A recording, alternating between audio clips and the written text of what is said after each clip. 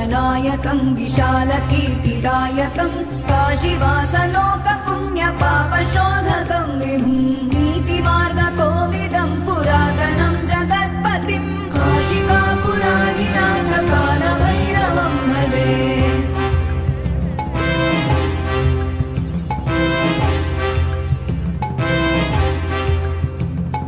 कालभैरवाष्टकं पठन्ति ये मनोहर